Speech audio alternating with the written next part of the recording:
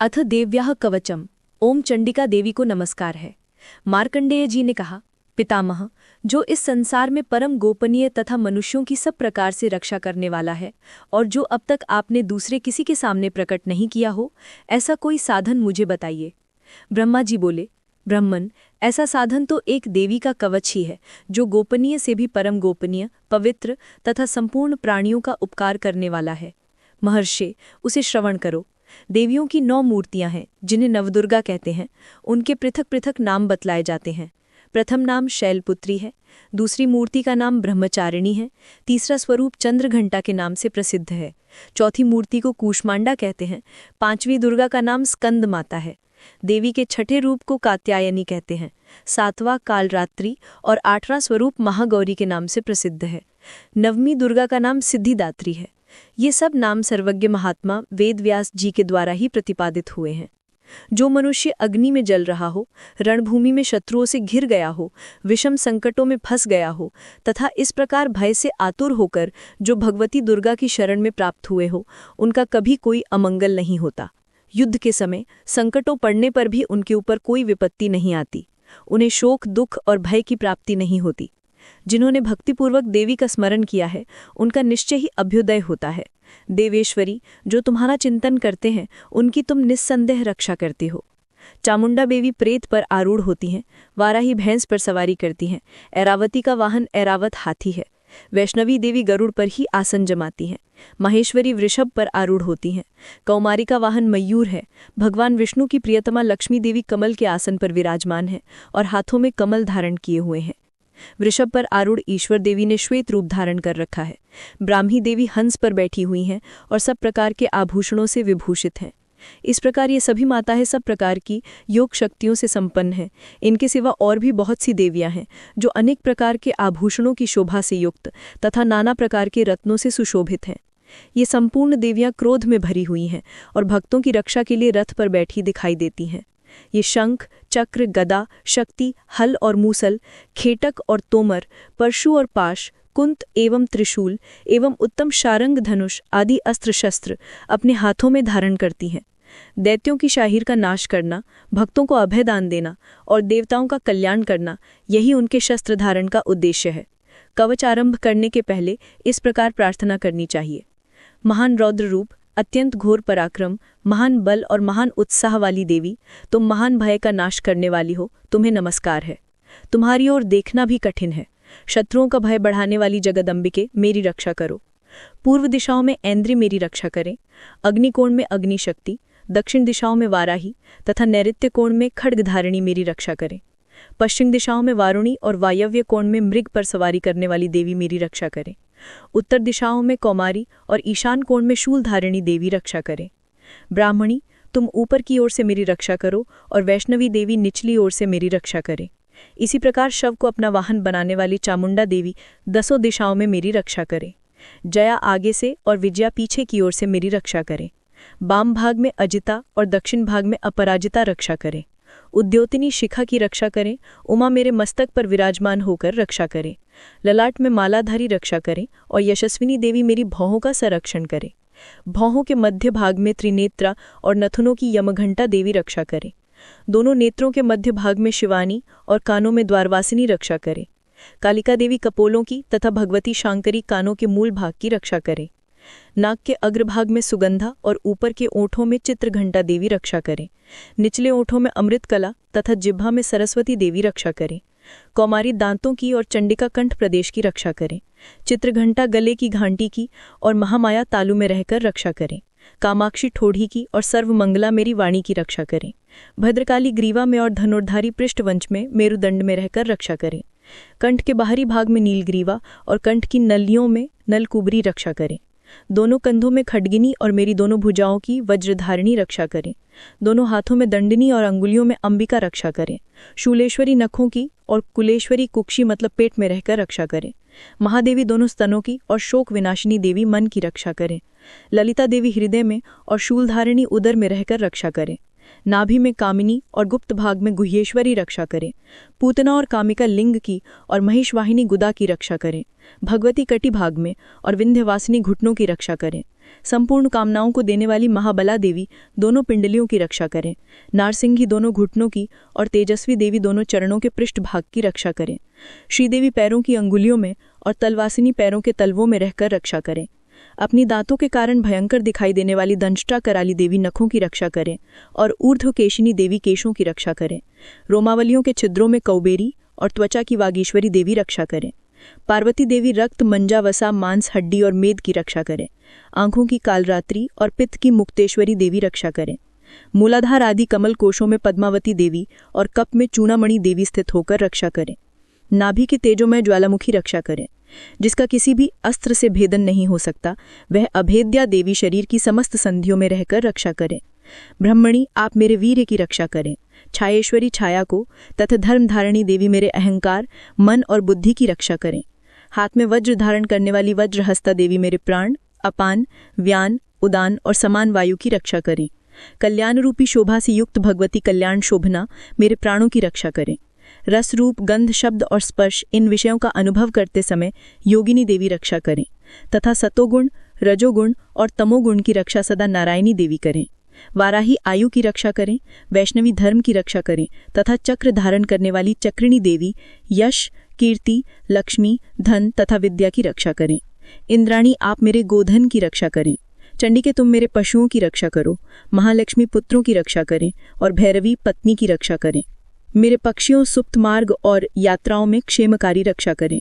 राजाओं के दरबार में महालक्ष्मी रक्षा करें और सब और व्याप्त रहने वाली विजया देवी संपूर्ण भय से मेरी रक्षा करें। देवी, जो स्थान कवच में नहीं कहा गया है अर्थात रक्षा से रहित है, वह सब तुम्हारे द्वारा सुरक्षित हो, क्योंकि तुम विजयी और पाप नाशिनी हो। यदि अपने शरीर का भला चाहे तो मनुष्य बिना कवच के कहीं एक पग भी न जाए, कवच का पाठ करके ही यात्रा करे। कवच के द्वारा सब ओर से सुरक्षित मनुष्य जहाँ जहाँ भी जाता है वहाँ वहाँ उसे धन लाभ होता है और संपूर्ण कामनाओं की सिद्धि कराने वाली विजय की प्राप्ति होती है। वह जिस अभीष्ट वस्तु का चिंतन करता है उसको निश्चय ही प्राप्त कर लेता है। वह पुरुष इस पृथ्वी पर तुल्य रहित महान ऐश्वर्य का भागी होता है। कवच से सुरक्षित मनुष्य निर्भय हो जाता है, युद्ध में उसकी पराजय नहीं होती तथा वह तीनों लोकों में पूजनीय होता है। देवताओं के लिए भी यह कवच दुर्लभ है। जो प्रतिदिन नियम पूर्वक तीनों संध्याओं के समय श्रद्धा के साथ इसका पाठ करता है उसे देवी की कला प्राप्त होती है तथा वह तीनों लोकों में कहीं भी पराजित नहीं होता। इतना ही नहीं, वह अमृत्यु से रहित हो 100 वर्ष से भी अधिक काल तक जीवित रहता है। मकरी, चेचक और कोढ़ आदि उसकी संपूर्ण व्याधियां नष्ट हो जाती हैं। कनेर, भांग, अफीम, धतूरा आदि का स्थावर विष, सांप और बिच्छू के काटने से चढ़ा हुआ जंगम विष तथा अहिफेन और तेल के संयोग से बनने वाला कृत्रिम विष, ये सभी प्रकार के विष दूर हो जाते हैं, उनका कोई असर नहीं होता।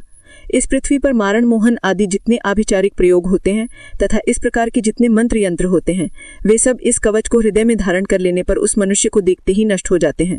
यही नहीं, पृथ्वी पर विचरण करने वाले ग्राम देवता, आकाशचारी देव विशेष, जल के संबंध से प्रकट होने वाले गण, उपदेश मात्र से सिद्ध होने वाले निम्न कोटि के देवता, अपने जनक के साथ प्रकट होने वाले देवता, कुल देवता, माला, कंठमाला आदि, डाकिनी, शाकिनी, अंतरिक्ष में विचरने वाली अत्यंत बलवती भयानक डाकिनियां, ग्रह, भूत, पिशाच, यक्ष, गंधर्व, राक्षस, ब्रह्म राक्षस, बैताल, कुंभांड और भैरव आदि अनिष्टकारी देवता भी हृदय में कवच धारण किए रहने वाले उस मनुष्य को देखते ही भाग जाते हैं।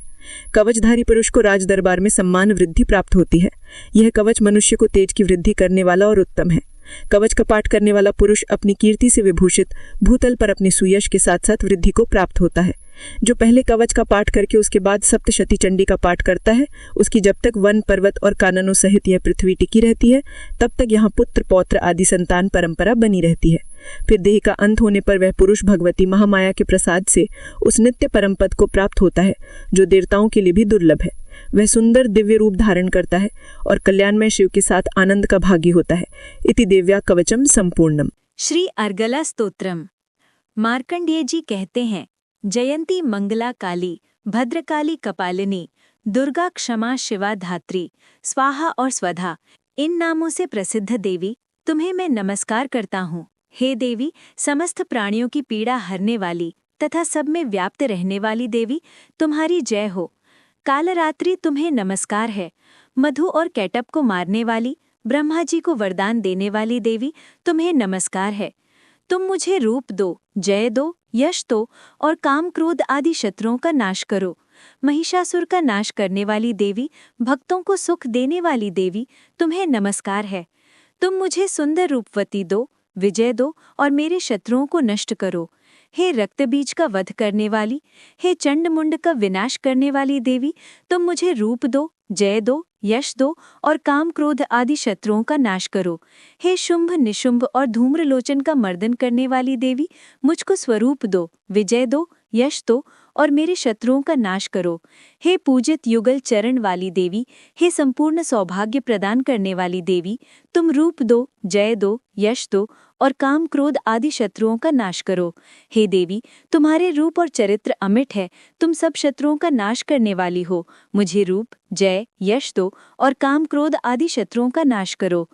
पापों को दूर करने वाली चंडिके, इस संसार में जो भक्ति से तुम्हारा पूजन करते हैं, उनको तुम रूप तथा विजय और यश दो तथा उनके शत्रुओं का नाश करो। रोगों का नाश करने वाली चंडिके, जो भक्ति पूर्वक तुम्हारी स्तुति करते हैं, उन्हें रूप दो, जय दो, यश दो और उनके काम क्रोध आदि शत्रुओं का नाश करो। हे चंडिके, इस संसार में जो भक्तिपूर्वक तुम्हारी पूजा करते हैं, उन्हें रूप दो, जय दो, यश दो और उनके काम क्रोध आदि शत्रुओं का नाश करो। हे देवी, मुझे सौभाग्य दो और आरोग्य दो, परम सुख दो, रूप दो, जय दो, यश दो और मेरे काम क्रोध आदि शत्रुओं का नाश करो। हे देवी, जो मुझसे बैर रखते हैं, उनका नाश करो और मुझे अधिक बल प्रदान कर रूप, जय, यश दो और मेरे शत्रुओं का संहार करो। हे देवी, मेरा कल्याण करो और मुझे उत्तम संपत्ति प्रदान करो। रूप दो, जय दो, यश दो और काम क्रोध आदि शत्रुओं का नाश करो। हे देवता तथा राक्षसों के मुंड ढलानों से स्पर्श किए हुए चरणों वाली, हे देवी, हे अंबिके, मुझे स्वरूप दो, विजय तथा यश दो और काम क्रोध आदि शत्रुओं का नाश करो। और हे देवी, अपने भक्तों को विद्वान, कीर्तिवान और लक्ष्मीवान बनाओ और उन्हें रूप दो, जय दो, यश दो और उनके काम क्रोध आदि शत्रुओं का नाश करो। हे प्रंड दैत्यों के अभिमान का नाश करने वाली चंडिके, मुझे शरणागत को रूप दो, जय दो, यश दो और मेरे काम क्रोध आदि शत्रुओं का नाश करो। हे चार भुजाओं वाली, हे ब्रह्मा द्वारा प्रशंसित परमेश्वरी, मुझे रूप दो, जय दो, यश दो और मेरे क्रोधादि शत्रुओं को नष्ट करो। निरंतर भक्ति से भगवान विष्णु से सदा स्तुति की हुई, हे अंबिके, मुझे रूप दो, जय दो, यश दो और मेरे शत्रुओं को नष्ट करो। हिमाचल कन्या पार्वती के पति महादेव जी के द्वारा प्रशंसित होने वाली, हे परमेश्वरी, मुझे रूप, जय, यश दो और मेरे शत्रुओं का नाश करो। इंद्राणी के पति अर्थात इंद्र के द्वारा सद्भाव से पूजित होने वाली परमेश्वरी, तुम मुझे रूप दो, जय दो, यश दो और काम क्रोध आदि शत्रुओं का नाश करो। प्रंडभुज दंड से दैत्यों के घमंड का नाश करने वाली देवी, मुझे रूप दो, जय दो, यश दो और मेरे शत्रुओं का नाश करो। हे देवी, तुम अपने भक्तों को सदा असीम आनंद प्रदान करती रहती हो। मुझे रूप, जय, यश दो और मेरे काम क्रोध आदि शत्रुओं का नाश करो। हे देवी, मेरी इच्छा अनुसार चलने वाली सुंदर स्त्री मुझे प्रदान करो, जो कि संसार सागर से तारने वाली तथा उत्तम कुल में उत्पन्न हुई हो। जो मनुष्य पहले इस स्तोत्र का पाठ करता है और फिर सप्तशती की महास्तोत्र का पाठ करता है, वह सप्तशती की जप संख्या के समान श्रेष्ठ फल को प्राप्त होता है और उसके साथ ही उसे प्रचुर धन भी प्राप्त होता है। इति दिव्या अर्गला स्तोत्रम संपूर्णम। कीलक स्तोत्र प्रारंभ। महर्षि मार्कंडेय जी कहते हैं, निर्मल ज्ञान रूपी शरीर धारण करने वाले, देवत्रयी रूप दिव्य 3 नेत्र वाले, जो कल्याण प्राप्ति के हेतु हैं तथा अपने मस्तक पर अर्धचंद्र धारण करते हैं, उन भगवान शिव को नमस्कार है। जो मनुष्य इन कीलक मंत्रों को जानता है, वही पुरुष कल्याण की प्राप्ति करता है। जो अन्य मंत्रों को जपकर केवल सप्तशती स्तोत्र से ही देवी की स्तुति करता है, उसको इससे ही देवी की सिद्धि हो जाती है। उन्हें अपने कार्य की सिद्धि के लिए दूसरे की साधना करने की आवश्यकता नहीं रहती। बिना जप के ही उनके उच्चाटन आदि सब काम सिद्ध हो जाते हैं।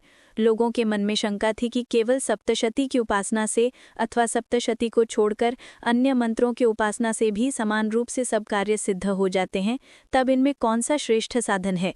लोगों की इस शंका को ध्यान में रखकर भगवान शंकर ने अपने पास आए हुए जिज्ञासुओं को समझाया कि ये सप्तशती नामक संपूर्ण स्तोत्र ही कल्याण को देने वाला है। इसके पश्चात भगवान शंकर ने भगवती चंडिका के सप्तशती नामक स्तोत्र को गुप्त कर दिया, अतः मनुष्य इसको बड़े पुण्य से प्राप्त करता है। जो मनुष्य कृष्ण पक्ष की चतुर्दशी अथवा अष्टमी को एकाग्रचित होकर देवी को अपना सर्वस्व समर्पित कर देता है और फिर उस प्रसाद रूप में ग्रहण करता है, उस पर दुर्गा प्रसन्न होती है अथवा नहीं होती है। इस प्रकार सिद्धि के प्रतिबंधक रूप कील के द्वारा भगवान शंकर ने इस स्तोत्र को कीलित कर रखा है। जो पुरुष इस सप्तशती को निष्कीलन करके नित्य पाठ करता है वह सिद्ध हो जाता है, वही देवी का पार्षद होता है और वही गांधर्व भी होता है। सर्वदा विचरते रहने पर भी उस मनुष्य को इस संसार में कोई कष्ट नहीं होता, वह अब मृत्यु के वश में नहीं पड़ता तथा देह त्यागने के अनंतर मोक्ष प्राप्त कर लेता है। किंतु इस कीलक की विधि को जानकार ही सप्तशती का पाठ करना चाहिए। जो ऐसा नहीं करता वह नष्ट हो जाता है। इसलिए कीलन और निष्कीलन का ज्ञान प्राप्त करने पर ही यह स्तोत्र निर्दोष होता है और विद्वान पुरुष इस निर्दोष स्तोत्र का ही पाठारंभ करते हैं। स्त्रियों में जो कुछ भी सौभाग्य आदि दिखाई देता है वह सब इस पाठ की ही कृपा है, अतः इस कल्याणमय स्तोत्र का सदा जप करना चाहिए। इस स्तोत्र का शनैः शनैः पाठ करने से स्वल्प फल की प्राप्ति होती है, अतः उच्च स्वर से ही इसका पाठारंभ करना चाहिए।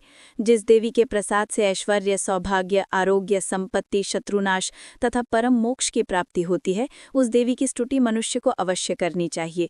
इति कीलक स्तोत्रम समाप्तम। श्री दुर्गा सप्तशती छठा अध्याय धूम्रलोचन वध। ध्यान। मैं सर्वज्ञेश्वर भैरव के अंक में निवास करने वाली परमोत्कृष्ट पद्मावती देवी का चिंतन करता हूँ। वे नागराज के आसन पर बैठी हैं। नागों के फणों में सुशोभित होने वाली मणियों की विशाल माला से उनकी देहलता उद्भासित हो रही है। सूर्य के समान उनका तेज है। 3 नेत्र उनकी शोभा बढ़ा रहे हैं। वे हाथों में माला, कुंभ, कपाल और कमल लिए हुए हैं तथा उनके मस्तक में अर्धचंद्र का मुकुट सुशोभित है। ऋषि कहते हैं, देवी का यह कथन सुनकर दूत को बड़ा अमर्ष हुआ और उसने दैत्यराज के पास जाकर सब समाचार विस्तारपूर्वक कह सुनाया। दूत के उस वचन को सुनकर दैत्यराज कुपित हो उठा और दैत्य सेनापति धूम्रलोचन से बोला, धूम्रलोचन, तुम शीघ्र अपने सेना साथ लेकर जाओ और उस दुष्टा के केश पकड़कर घसीटते हुए उसे बलपूर्वक यहाँ ले आओ। उसकी रक्षा करने के लिए यदि कोई दूसरा खड़ा हो तो वह देवता, यक्ष या गंधर्व ही क्यों ना हो, उसे अवश्य मार डालना। ऋषि कहते हैं, शुंभ के इस प्रकार आज्ञा देने पर वह धूम्रलोचन दैत्य 60,000 असुरों की सेना को साथ लेकर वहां से तुरंत चल दिया। वहां पहुंचकर उसने हिमालय पर रहने वाली देवी को देखा और ललकार कर कहा, अरे तू शुंभर निशुंभ के पास चल। यदि इस समय प्रसन्नतापूर्वक मेरे स्वामी के समीप नहीं चलेगी तो मैं बलपूर्वक झोंट पकड़कर घसीटते हुए तुझे ले चलूंगा। देवी बोली, तुम्हें दैत्यों के राजा ने भेजा है, तुम स्वयं भी बलवान हो और तुम्हारे साथ विशाल सेना भी है। ऐसी दशा में यदि मुझे बलपूर्वक ले चलोगे तो मैं तुम्हारा क्या कर सकती हूँ। ऋषि कहते हैं, देवी के यों कहने पर असुर धूम्रलोचन उनकी ओर दौड़ा। तब अंबिका ने हुंग शब्द के उच्चारण मात्र से उसे भस्म कर दिया। फिर तो क्रोध में भरी हुई दैत्यों की विशाल सेना और अंबिका ने एक दूसरे पर तीखे सायकों, शक्तियों तथा फरसों की वर्षा आरंभ की। इतने में ही देवी का वाहन सिंह क्रोध में भरकर भयंकर गर्जना करके गर्दन के बालों को हिलाते हुए असुरों की सेना में कूद पड़ा। उसने कुछ दैत्यों को पंजों की मार से, कितनों को अपने जबड़ों से और कितने महादैत्यों को पटककर ओंठ की दाढ़ों से घायल करके मार डाला। उस सिंह ने अपने नखों से कितनों के पेट फाड़ डाले और थप्पड़ मारकर कितनों के सिर धड़ से अलग कर दिए। कितनों की भुजाएं और मस्तक काट डाले तथा अपनी गर्दन के बाल हिलाते हुए उसने दूसरे दैत्यों के पेट फाड़कर उनका रक्त चूस लिया। अत्यंत क्रोध में भरे हुए उस देवी के वाहन ने, महाबली सिंह ने, क्षण भर में ही असुरों की सारी सेना का संहार कर दिया। शुंभ ने जब सुना कि देवी ने धूम्रलोचन असुर को मार डाला तथा उसके सिंह ने सारी सेना का सफाया कर डाला, तब उस दैत्यराज को बड़ा क्रोध आया। उसका ओठ कांपने लगा। उसने चंड और मुंड नामक 2 महादैत्यों को आज्ञा दी, हे चंड और हे मुंड, तुम लोग बहुत बड़ी सेना लेकर वहां जाओ। उस देवी के झूंटे पकड़कर या उसे बांधकर शीघ्र यहाँ ले आओ। यदि इस प्रकार उसको लाने में संदेह हो तो युद्ध में सब प्रकार के अस्त्र शस्त्रों तथा समस्त आसुरी सेना का प्रयोग करके उसकी हत्या कर डालना। उस दुष्टा की हत्या होने तथा सिंह के भी मारे जाने पर उस अंबिका को बांधकर साथ ले शीघ्र लौटाना। इस प्रकार श्री मार्कंडेय पुराण में सावर्णिक मनवंतर की कथा के अंतर्गत देवी महात्म्य में धूम्रलोचन वध नामक छठा अध्याय पूरा हुआ। श्री दुर्गा सप्तशती 7वां अध्याय चंड और मुंड राक्षसों का वध। ध्यान। मैं मातंगी देवी का ध्यान करता हूँ।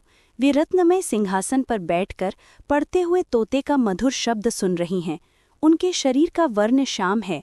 वे अपना एक पैर कमल पर रखे हुए हैं और मस्तक पर अर्ध चंद्र धारण करती हैं तथा कल्हार पुष्पों की माला धारण किए वीणा बजाती हैं।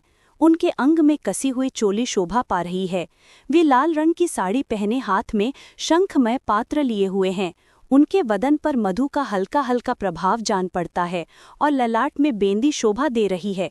ऋषि कहते हैं, तदनुतर शुंभ की आज्ञा पाकर वे चंड मुंड आदि दैत्य चतुरंगिणी सेना के साथ अस्त्र शस्त्रों से सुसज्जित हो चल दिए। फिर गिरिराज हिमालय के सुवर्णमय ऊंचे शिखर पर पहुंचकर उन्होंने सिंह पर बैठी देवी को देखा। वे मंद मंद मुस्कुरा रही थीं। उन्हें देखकर दैत्य लोग तत्परता से पकड़ने का उद्योग करने लगे। किसी ने धनुष तान लिया, किसी ने तलवार संभाली और कुछ लोग देवी के पास आकर खड़े हो गए। तब अंबिका ने उन शत्रुओं के प्रति बड़ा क्रोध किया। उस समय क्रोध के कारण उनका मुख काला पड़ गया, ललाश में भौहें टेढ़ी हो गईं और वहां से तुरंत विकराल मुखी काली प्रकट हुई, जो तलवार और पाश लिए हुए थीं। वे विचित्र खटवांग धारण किए और चीते के चर्म की साड़ी पहने नर मुंडों की माला से विभूषित थीं। उनके शरीर का मांस सूख गया था, केवल हड्डियों का ढांचा था, जिससे वे अत्यंत भयंकर जान पड़ती थीं। उनका मुख बहुत विशाल था, जीभ लपलपाने के कारण वे और भी डरावनी प्रतीत होती थीं। उनकी आंखें भीतर को धसी हुई और कुछ लाल थीं।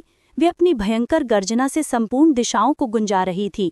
बड़े बड़े दैत्यों का वध करती हुई वे कालिका देवी बड़े वेग से दैत्यों की उस सेना पर टूट पड़ी और उन सबको भक्षण करने लगी। वे पार्श्व रक्षकों, अंकुशधारी महावतों, योद्धाओं और घंटा सहित कितने ही हाथियों को एक ही हाथ से पकड़कर मुंह में डाल लेती थीं।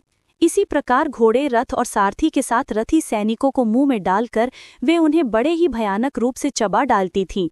किसी के बाल पकड़ लेती थीं, किसी का गला दबा देती थीं, किसी को पैरों से कुचल डालती थीं और किसी को छाती के धक्के से गिराकर मार डालती थीं। वे असुरों के छोड़े हुए बड़े बड़े अस्त्र शस्त्र मुंह से पकड़ लेती थीं और रोष में भरकर उनको दांतों से पीस डालती थीं। काली ने बलवान एवं दुरात्मा दैत्यों की वह सारी सेना रौंद डाली, खा डाली और कितनों को मार भगाया।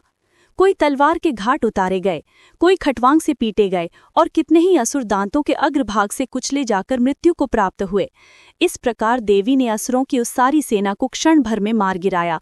ये देख चंड उन अत्यंत भयंकर काली देवी की ओर दौड़ा तथा महादैत्य मुंड ने भी अत्यंत भयंकर बाणों की वर्षा से तथा हजारों बार चलाए हुए चक्रों से उन भयंकर नेत्रों वाली देवी को आच्छादित कर दिया। वे अनेकों चक्र देवी के मुख में समाते हुए ऐसे जान पड़े मानो सूर्य के बहुतेरे मंडल बादलों के उदर में प्रवेश कर रहे हों। तब भयंकर गर्जना करने वाली काली ने अत्यंत रोष में भरकर विकट अट्टहास किया।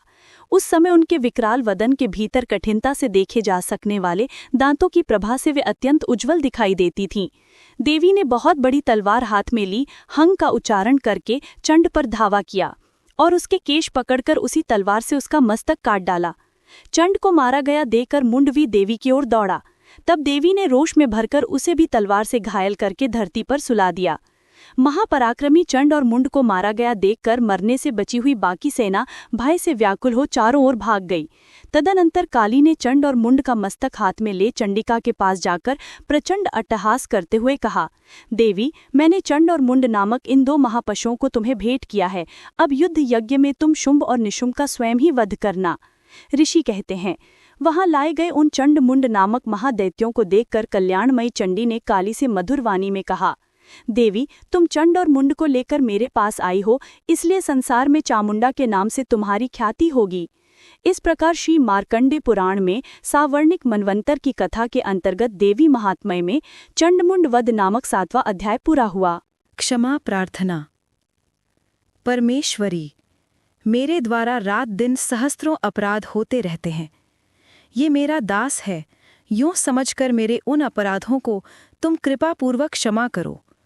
परमेश्वरी, मैं आवाहन नहीं जानता, विसर्जन करना नहीं जानता तथा पूजा करने का ढंग भी नहीं जानता। क्षमा करो देवी। सुरेश्वरी, मैंने जो मंत्रहीन, क्रियाहीन और भक्तिहीन पूजन किया है वो सब आपके कृपा से पूर्ण हो। सैकड़ों अपराध करके भी जो तुम्हारी शरण में जाकर जगदम्ब कहकर पुकारता है, उसे वो गति प्राप्त होती है जो ब्रह्मादि देवताओं के लिए भी सुलभ नहीं है। जगदम्बिके, मैं अपराधी हूँ, किंतु तुम्हारी शरण में आया हूँ। इस समय दया का पात्र हूँ, तुम जैसा चाहो वैसा करो। देवी, परमेश्वरी, अज्ञान से, भूल से अथवा बुद्धि भ्रांत होने के कारण मैंने जो न्यूनता या अधिकता कर दी हो, वो सब क्षमा करो और प्रसन्न हो। सच्चिदानंद स्वरूपा परमेश्वरी, जगन्माता कामेश्वरी, तुम प्रेम पूर्वक मेरी ये पूजा स्वीकार करो और मुझ पर प्रसन्न रहो। देवी, सुरेश्वरी, तुम गोपनीय से भी गोपनीय वस्तु की रक्षा करने वाली हो। मेरे निवेदन किए हुए इस जप को ग्रहण करो, तुम्हारी कृपा से मुझे सिद्धि प्राप्त हो।